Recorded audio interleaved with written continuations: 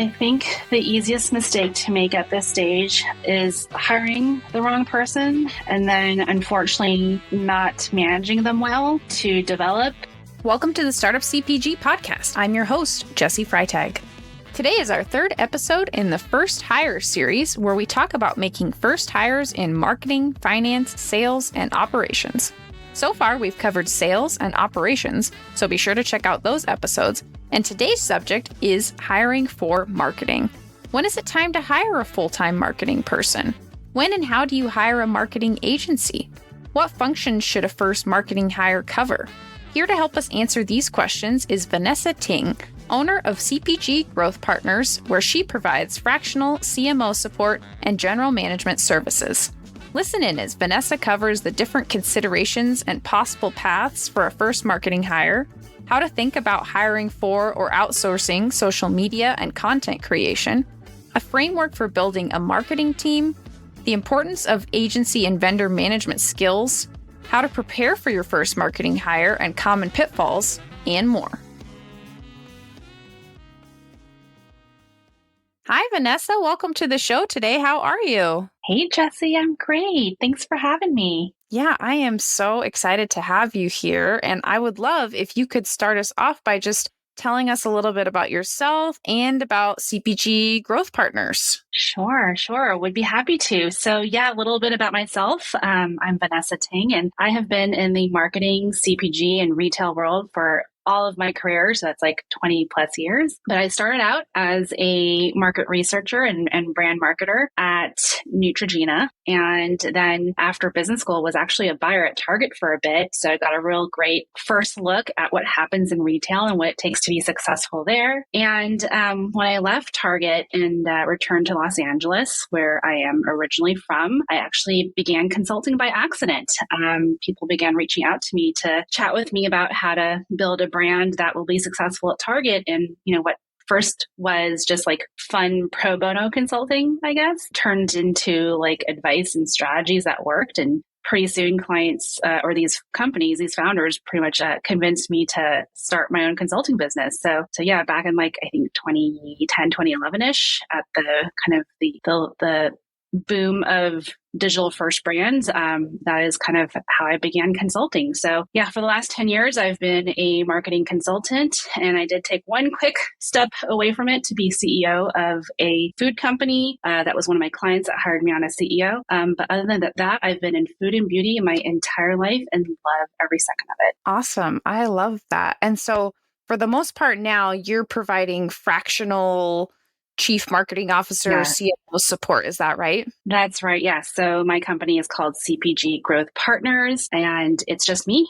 And on occasion, some folks that help me, but I provide fractional CMO services that focus on brand management, brand growth, and brand turnarounds. Awesome. That's great. Yeah, I think you are such an awesome person to talk to about this topic of first marketing hires because you have the big company background, you have the buyer background to understand that part of the marketing piece, and then you've been in the CMO and CEO roles. And so I'm so excited to hear your perspective on these questions. And so I'm wondering a little bit more about, you mentioned in your background, but like ending up in the type of marketing that you're doing, what a lot of times are you focusing on in marketing for CPG, and what does that look like, and how did you really decide that you were like, I'm going to really I love these pieces of marketing. This is what I really love about it. Yeah, I think the kind of the magic of CPG marketing is the closeness to consumer and understanding consumers' unmet needs and their reaction to, your product and your messages. And so it is all about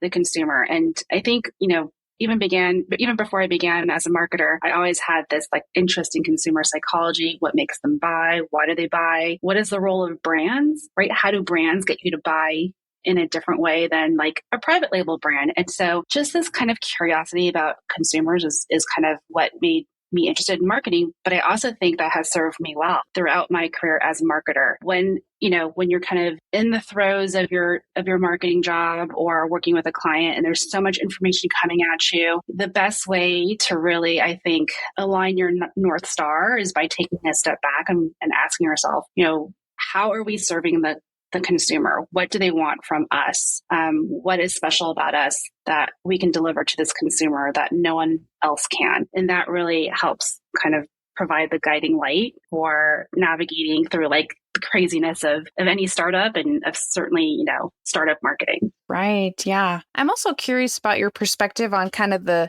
different paths of first marketing hires. So there's kind of a lot of different paths, and we all know there are a lot of marketing agencies out there. So if a founder is on their own and they're like, I need some marketing support, should I hire a intern? Should I hire one of these agencies that's reaching out to me? Should I hire a part-time person?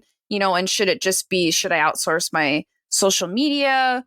And, what are some of the things that people are thinking about as they're trying to make that first hire? What are you considering when you're helping someone, coach or decide, okay, I need marketing support, but what type and from who? What are the different options? Yeah, that's a great question. And you're right. There are so many different pathways and ways of doing this. When you're a founder, when your company is new, really that first marketing hire depends on a couple of things. The first is, what is your marketing skill set as a founder? You may have come from a marketing background or you may not have, but, what aspect of marketing do you understand well? And do you think you can kind of pinch hit for now and thus hire, someone who rounds out your skill sets, who fills those gaps? That's kind of the first question to ask oneself as a founder. I think the second question to ask oneself in figuring out who this first marketing hire needs to be is, what is my marketing vision, or what is my marketing thesis or philosophy? And I'll explain what that is, because I realize that's vague. But every founder has an opinion or point of view on what type of marketing they want to execute or be strong or be known for, right? So I'll give an example of one client I worked with a few years ago. She started a beauty tech business, so not really CPG, but still, a hard goods product. And she had come from a background in campaign organizing, so completely outside of CPG and out of products. And, for her, she saw campaigns, political campaigns be successful with like a groundswell of like boots on the ground. So like creating community, event marketing, experiential, really building, awareness from the ground level. That was what she knew how to do. And so it was her fervent belief that the way her company should grow is through that same kind of marketing philosophy. So given that, the first full-time hire she made was someone to manage these brand ambassadors and to manage the army of the boots on the ground. So basically that's field marketing, right? If we were to put it in CPG terms, that's a field marketing hire who manages a bunch of field marketers. And so, again, that's not for everyone, but that was, the kind of marketing competitive advantage that she wanted to play with for her company. And she hired around that, but that all said, sometimes when you are a founder, you have limited budget for payroll. And so sometimes you end up having to hire someone who maybe is a jack of all trades and coachable. What I've seen work really well is startups will hire, like maybe not hire, but bring in a fractional CMO. So someone like myself who can kind of see the big picture and identify kind of this, the things I had mentioned before, like, what's the founder good at? What's the founder's, marketing philosophy, and then they can kind of identify key hires that way. But yeah, if you bring in a fractional CMO as kind of that generalist, based on that person's skill set, your first hire can be kind of someone that's more specific, like social media or, acquisition marketing, performance marketing or all those things. So yeah, I'll pause here because I realize, I kind of explained a lot here, but it really boils down to what's the core competency in-house already, and then what's the core kind of marketing thesis, and then hire kind of with those things in mind. Yeah, that's very interesting. Definitely prompted some more questions in my mind. One of the first things I wanted to mention, though, was that it's interesting you mentioned the having someone like a fractional CMO come in at the beginning, because when we did our first hire series episode about operations and talked to Jamie at Catapult, he also talked about, he was like, you can hire someone, the person that's in your price range is as an early startup founder is probably going to have to do lots of experimenting to figure out the right things Mhm. because they don't have a lot of experience. So sometimes you can have someone who is super experienced come in on a fractional basis or come in and say, Mhm. this is what we need. This is how we should set up the processes. And then maybe you can hire someone that you train up to execute those things. But having the expert come in and not having to relearn all of those things can really save a lot of time. Yeah, absolutely. And just, to share a story in trade with your story, when I was CEO of a food company by the name of Salty Girl Seafood, this is now, 5 or 6 years ago, our first marketing hire was basically someone who didn't come from marketing, didn't come from CPG, but she demonstrated the soft skills necessary. So by that, I mean, she was very much aligned with the purpose and mission of the company, very passionate about creating positive change in the environment. She was coachable, curious, had the fire in her belly to learn and figure things out. And I guess the situation was unique in that even though I was the CEO, I still came from a marketing background. So I was able to do exactly what you said, create the strategy, teach her how to create strategy, co-author the marketing plan with her, guide her, and take her through the test and learning plan. And, from there, with that investment of time up front, we had a phenomenal marketer who is now gone on and is now a senior product manager at Amazon. So that's all to say, not that I had any part in that, but that's all to say, it is absolutely possible to hire someone who doesn't have experience, bring in someone who has experience, and then lay out the framework, like you said, that they can kind of follow and execute. Mm-hmm. Yeah, that's very interesting. I'm also wondering in there, as you mentioned, finding the competency as founders and understanding that. I'm thinking too about, I see one of the first hires that people make so often, whether it's as a contractor or full-time, is social media coordinator. Mm-hmm. Mm-hmm. And I'm wondering about your thoughts on that and doing that correctly, because I see a lot of times either you'll have a founder that's like, well, I'm not very good at social media, so I'm going to hire someone that's, young and good at it, and they'll turn it into something. But then it doesn't necessarily generate revenue right away. And Mm-hmm. also, is that the first place to make investment when you're trying to get to revenue? Is social media always the right play? Or is it sometimes somewhere else, but that's just kind of a default we've moved to? I feel like it's Mm-hmm. just become a little tricky, and I'm curious about your thoughts on Mm-hmm. that. That's hiring the social media management person, because social media can take up almost as much time as we give it without necessarily a Mm-hmm. return if there's not a plan. Yeah. Social media and content creation and content management. Yeah, that whole bucket is so gnarly. It takes up a lot of resources, time. And then to your point, yeah, where does it fit in kind of the grand scheme of things? How impactful is it? Well, a couple things. I think, in food and in beauty, right, the two categories in which I'm most immersed in, Instagram does become extremely important because it is your cheat sheet to your website. It is oftentimes the first place consumers go to get a sense for your brand, not just the vibe and feel of the brand, but does this brand align with my values? And then, of course, a quick glance at your Instagram feed, for example, will, illuminate whether this is a brand that I want to follow, that I, appreciate their content and find it interesting. And then of course you look at the follower count and then you get either a feeling of FOMO, like, oh my God, everyone else is following them, so I should too. I should know this brand. Or at least at the very minimum, you get a sense that this brand has been endorsed indirectly by other people and therefore is credible. So I think it does play a really important top of funnel role, for sure. And then, of course, having a really strong organic social media channel then lends itself to having great paid tactics that you can layer on top of that, which will then drive results and hopefully traffic to stores, or if you are DTC, conversions at your site or on IG Shop, for example. But that all said, it is a hire that, in my personal opinion, should be made very carefully. And hiring someone young who is a social media user is not enough. As we all know, algorithms and the best practices for social media, even organic social media, change rapidly.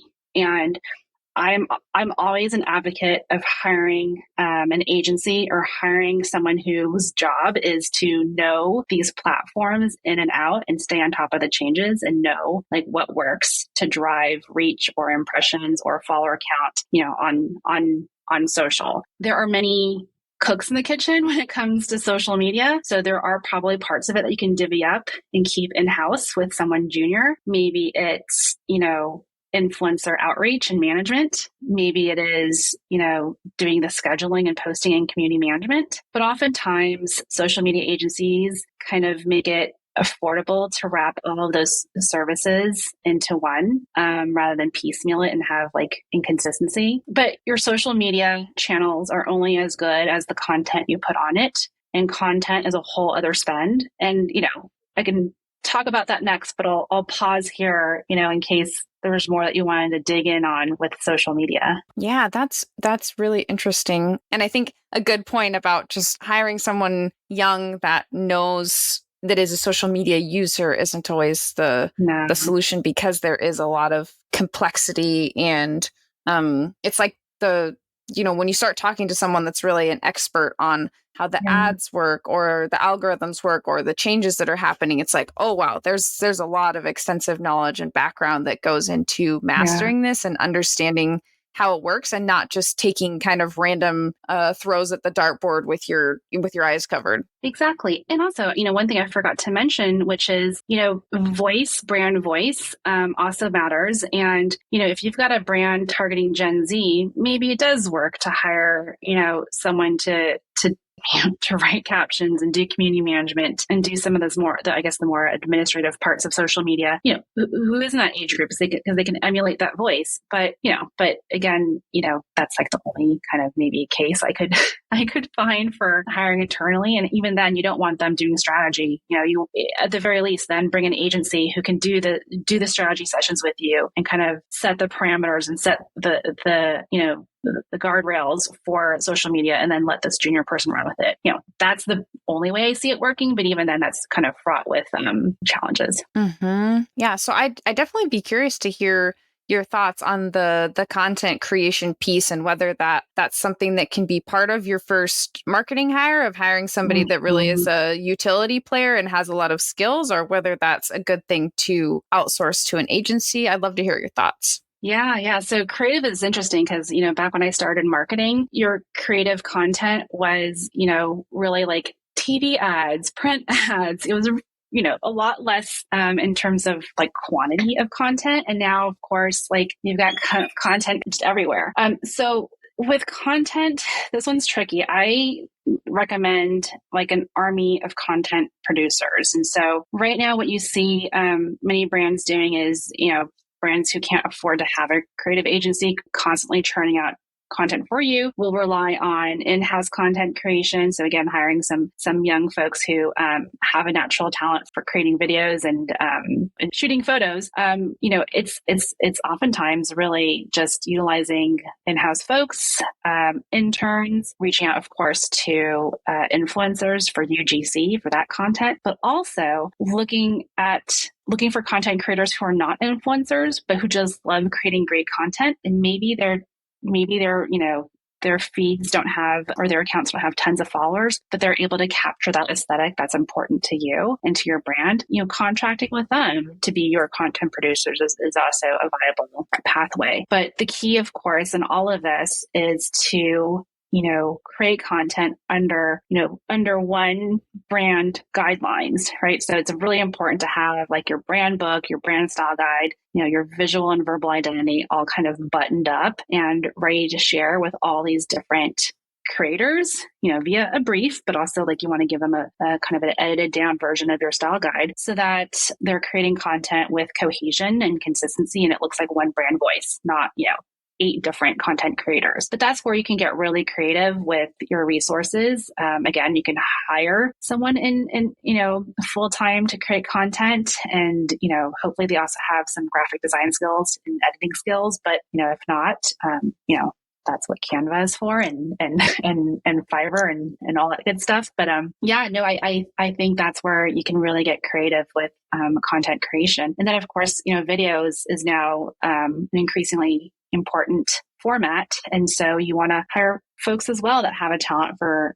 video production. And the nice thing is, like with TikTok and Instagram, your video production doesn't have to be like studio high quality. It can be very lo-fi and very authentic and organic looking. So, you don't have to be too precious about videos. And so that kind of makes it easier to find video content producers. Right. Yeah. So we've talked about a few of the different functions that are being covered when you're hiring, first marketing folks with social media, content, and creative. I'm wondering about the other functions that you kind of talk a founder through, or that you think about when you're like, okay, which ones are you good at, or should you take care of? What are all the different functions that you're looking at of, we need to probably get these coverage for an emerging brand of the first things to think about with hiring? Yeah, I kind of organize an in-house marketing department into 4 main buckets.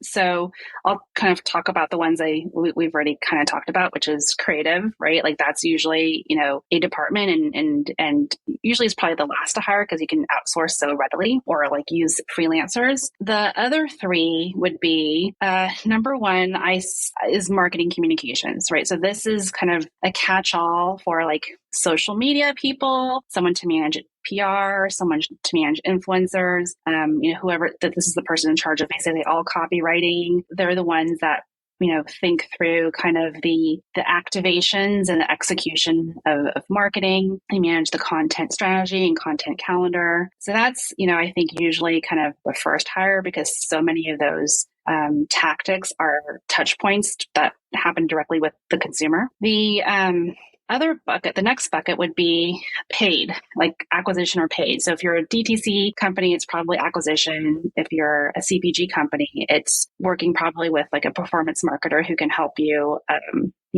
get ads up and running and manage, the performance of those ads and utilize kind of the full spectrum of paid media out there. So managing paid search, managing paid social, probably even thinking about CRM, email, SMS, all that good stuff. And then the other bucket, which is probably the bucket you would hire, it's important, but maybe hire later on for.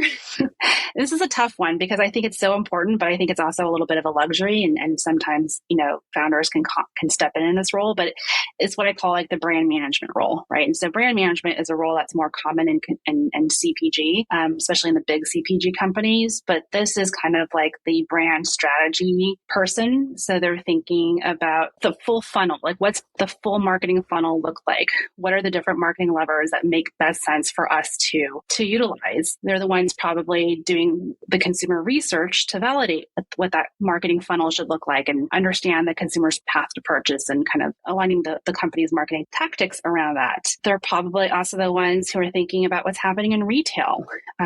When you are, marketing a brand that sits on retail shelves, you are also having to be mindful of your competitive set on that shelf and kind of ebb and flow with the dynamics of the category and continue driving growth, not just for your brand in retail, but being mindful of growing the category as well. So they're kind of operating with that thought in the back of their heads. And then they're thinking, further out. They're thinking, 1 to 3 years out, 3 to 5 years out, but they're the ones seeing the big picture and kind of managing all the different kind of marketing pieces that I mentioned before, marketing communications, acquisition, creative. They're kind of the quarterback in all of this to make sure that everything's getting done well, and meeting meeting KPIs and meeting goals and ultimately driving sales velocities. Because at the end of the day, that's what all CPG companies are driving towards, increasing velocities at shelf, and marketing, has their role in doing that. So to sum it up,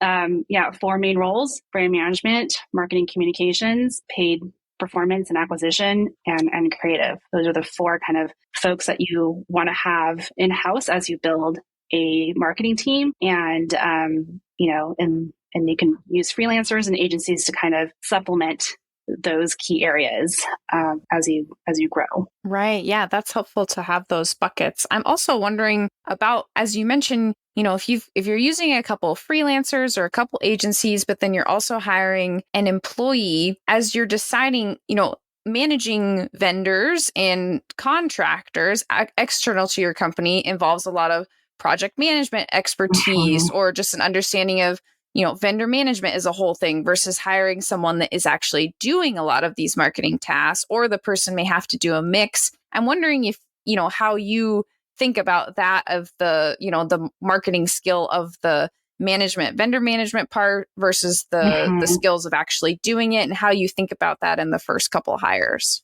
Yeah, I mean, the first couple of hires, you're hoping that they can do more and outsource sparingly. And again, not to be vague, but certainly it depends on that person's skill set and what the marketing philosophy is for that company. Like, what's high priority from a marketing standpoint? Because whatever is high priority, you want to put expert resources against. So, it's tough because ultimately, even if you hire, one or two full-time hires, they are still also going to be outsourcing and managing vendors for the other things that they can't manage themselves internally.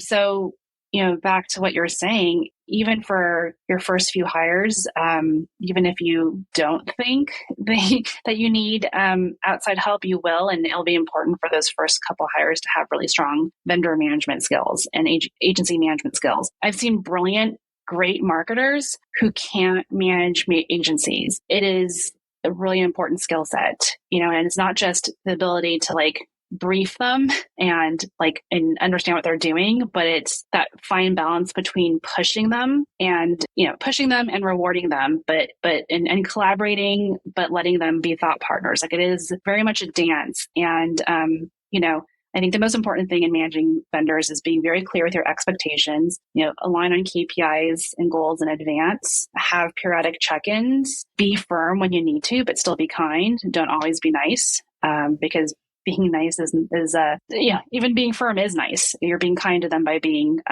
very transparent with them. So yeah, kind of to go back to what you're saying, there's no way around it. You do have to use outside partners, even if you have 1 to 2 hires in-house. And so everyone should have agency management skills. Right. And what can a founder do to prepare for, anytime that you're adding a little extra help, whether it's adding an agency, freelancer, employee, like, you mentioned some of, knowing what your style guides are, your brand guidelines. And I feel like for founders making their first hire, they're hiring someone because they feel like they don't have time to figure all these Mm-hmm. things out. So what's the balance of, what do you really need to nail down before you add people? What can you figure out as you add someone?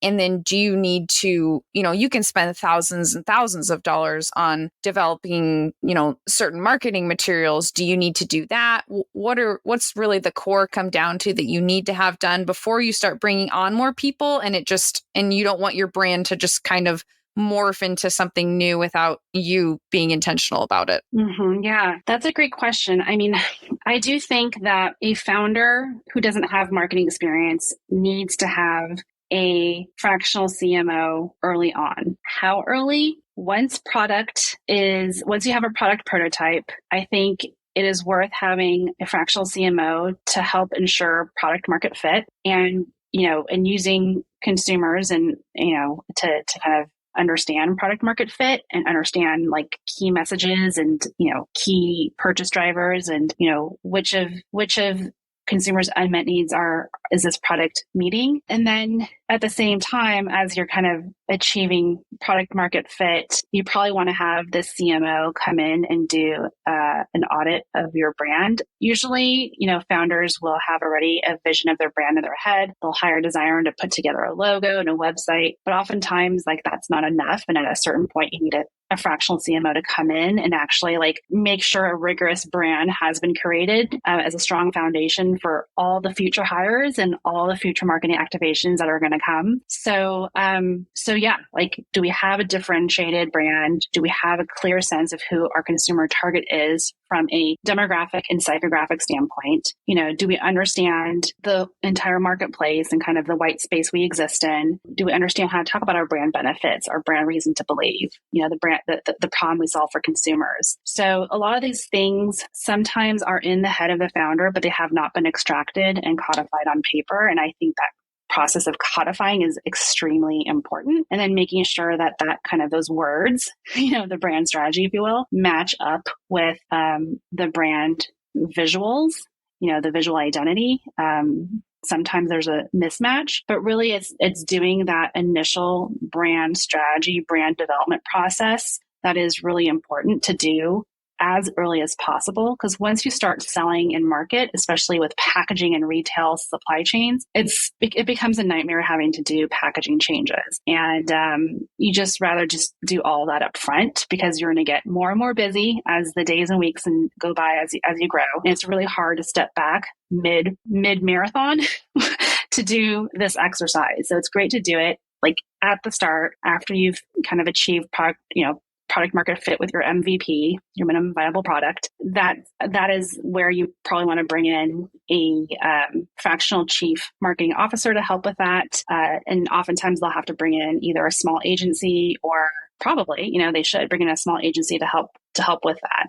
I'm also wondering about hiring then like a fractional CMO person, or really, I'm curious just about your advice in general for marketing vendors, but I feel like there's a lot of vendors in the world.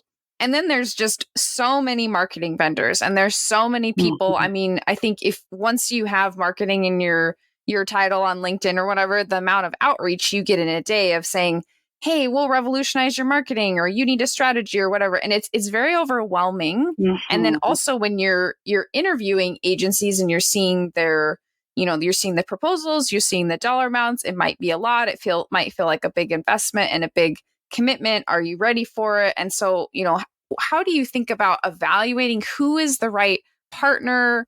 What should I invest in this? What level of, do I need to probably invest in someone with expertise? You get what you pay for by using something free a lot of times. And so, what do you think through of trying to find that right partner, someone you're going to bring into your brand, help you make these really key decisions? Like, that needs to be the right person. How do you vet that person with all of the noise and just so many options out there? Yeah, I really feel for founders, because that's a real issue, and it's difficult. It really comes down to your network.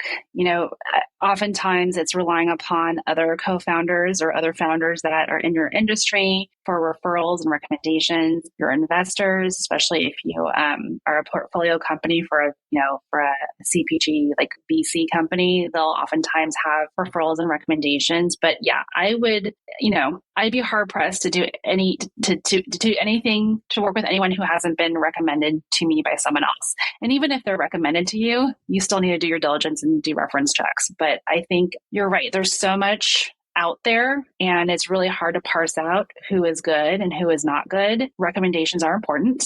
And then of course, more tactically speaking, as you look at these people's profiles, I do think a really great, proxy is if they've worked for a CPG company before.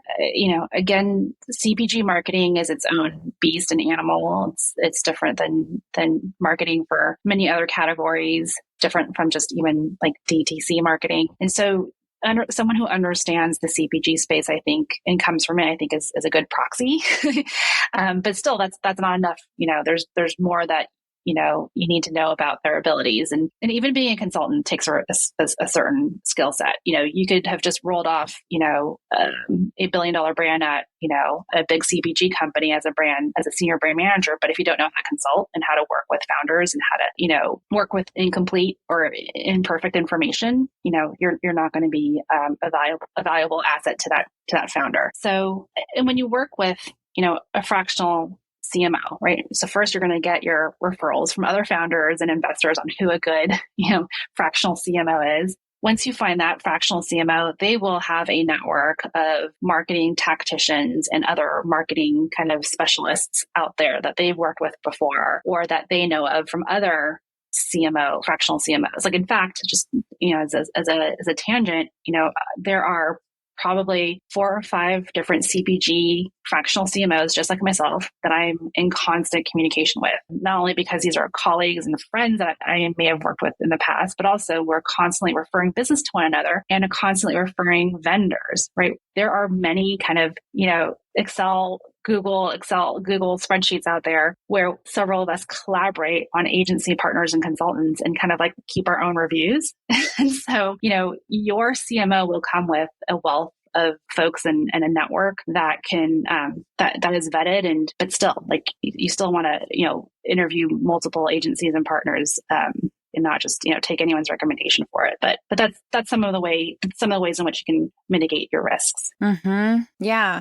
I've always been amazed too of it's one of the great things about like the startup CPG Slack community. You can say, hey, has anybody worked with this person, or who has worked with this person? Or even, I've found agencies for different functions, just like looking at brands, seeing who they're using. And then I'll contact customer service and be like, would someone at the brand talk to me about using this vendor? And like, almost always, I actually usually get a response and hop on a call with the person in the marketing department. And then they're like, yeah, we worked with this agency. Here's how much, generally people are pretty transparent and friendly and wanting other people to succeed.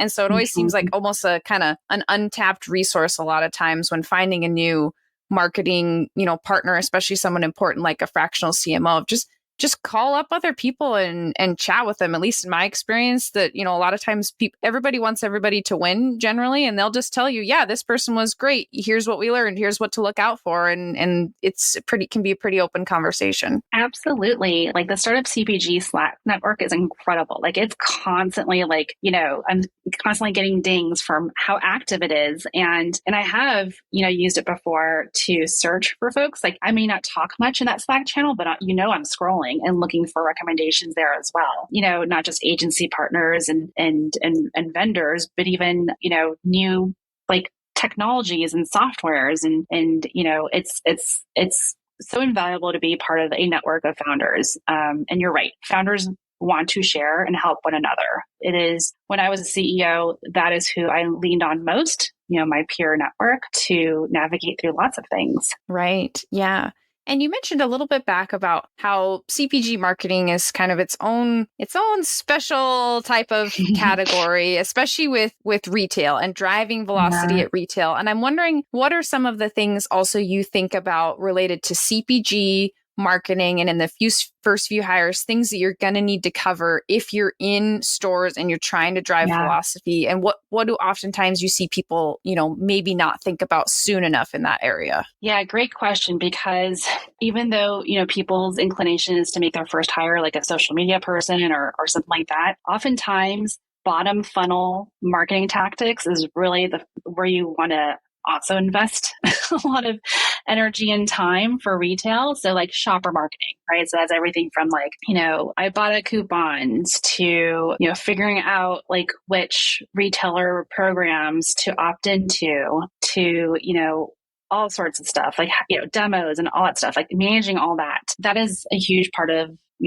the CPG marketing role, especially for early stage businesses and retail, right? Like, there's so much effort and money being spent on that stuff. So that is important, skill set to have someone who can just get their hands dirty with a lot of willing to go out and do demos, willing to get on the phone with, I'm just making this up, with Criteo to learn more about how to do paid search ads on Target.com, or what types of IRC programs, should we ever consider. So yeah, that's all very tactical stuff, but super important, and it has immediate ROI because it's so bottom funnel. Right. And as marketing is getting established, beyond the founder, how do you see it integrating with the other functions of the company? Like, what are some of the best practices of how should marketing be? How should you plan for marketing to work with sales? You're running a marketing campaign at UNFI. The sales team signed you up for the marketing.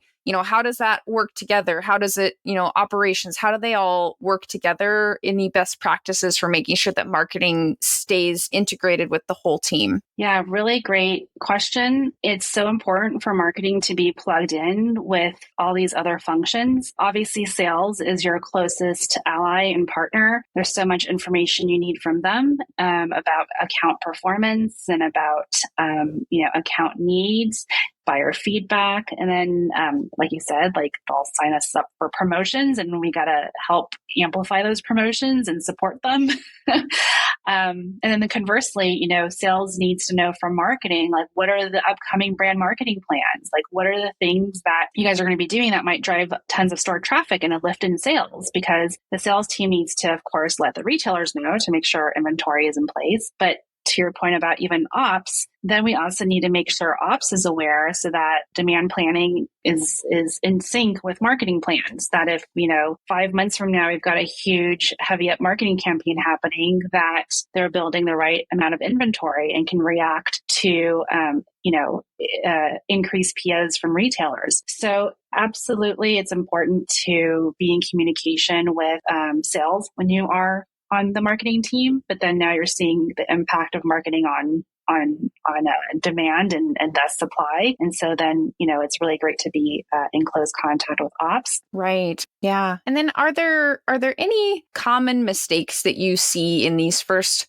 hire to, or, pitfalls or traps that founders fall into? We've maybe covered a couple, but I wanted to see if there's any others that are top of mind that, that you end up helping people avoid or that you've fallen into yourself, things that are mistakes that are easy to make at this stage. With hires, I think the easiest mistake to make at this stage is hiring the wrong person and then unfortunately not managing them well to develop. And then maybe another associated pitfall is then not realizing soon enough that it's time to part ways with them. This whole talent management thing is, I think, in general where founders struggle.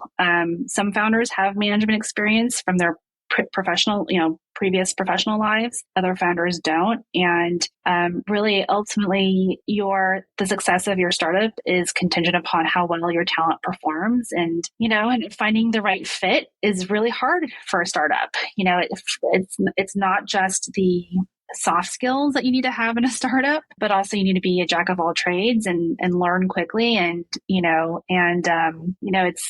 it's to be a marketing first hire, you are doing a lot, right? You're doing things from all kind of 4 buckets I had mentioned before, strategy, marketing communications, creative, and paid acquisition. Like you're doing all of these things and managing all these things. And so, for a founder to be really clear with expectations and what good performance looks like, I think is really important. And when it's not a good fit, it's the most kind and fair thing to do is part ways. And sometimes people don't part ways fast enough. Mm-hmm. Yeah, that opportunity cost of not parting ways fast enough is super high when you've only got a couple employees and you're really small. Yeah. Yeah. Which I think is also why you see a lot of founders opt for a lot of like fractional talent and, they'll try before they buy, so to speak. They'll have people consult. And then if like everything works out great and it's a great fit and magic's happening, then that person gets brought on, full time. And not that, and oftentimes it's unexpected. There was never an intention to do that, but it just worked really well. And that's that's in my mind, like the best way of bringing on new full-time talent when you're a small startup, the try before you buy approach. Mm-hmm. Well, speaking of fractional support, I'm wondering if you can leave us telling us a little bit more about what it's like to work with you. How does it work? How should people contact you? And then, when you work with clients, what does that actually look like so that people know how to reach you if they're interested? Well, thank you, Jesse. I appreciate you asking that and for the opportunity to share more. Yeah, no, I mean, working with me is quite easy. Oftentimes, people reach out to me when they are having challenges, kind of hitting the next stage of growth. I will come in and kind of take a look under the hood and develop an opinion about what is not working and what the opportunities are to kind of unlock that next stage of growth. And by growth, I mean, everything from performance in retail and what marketing is doing and or not doing to support that, but also like brand awareness and brand strength. And then, really it's, when you're kind of in that situation where you need to find growth and you need to kind of take a look at strategy, that's the best time to bring me in. And again, like I mentioned before, CMOs, fractional CMOs come with a network of folks as well. So also reach out to me. Even if you don't need a CMO at the moment, reach out to me for a recommendation for, this type of partner or this type of vendor. Happy to, put great people together. And, that's also a perfectly valid reason to reach out to me. And you can find me on the internet. My website is cpggrowth.com, or you can connect with me on LinkedIn and message me there. I'm also very accessible there. And then lastly, my email address is my first initial V at cpggrowth.com. So those are the many ways in which you can find me. And I look forward to chatting with more folks, and always happy to share resources, tips, and referrals. Awesome. Great. Thank you, Vanessa. I met you, I think it was while I was still at the Brand Live Bar, and we've just stayed in touch. And so I'm so glad to get to share such an amazing, resource such as yourself with our community, and that you've shared your expertise with us today. It's been super helpful. So glad that you joined this show. Glad to have you part of the Startup CPG community. And just thank you again for your time today. My pleasure. It was great being here and had tons of fun and loved the network. So glad to be able to contribute back. Thanks for joining us. This Startup CPG podcast is executive produced by me, Jessie Freitag. Theme music is by the Super Fantastics. We'd love to have you join our community of founders and experts. Get the invite at startupcpg.com. And don't forget to subscribe to this podcast on Spotify, Apple Podcasts, or wherever you're listening right now. It's the easiest way to help us grow our community. See you next time.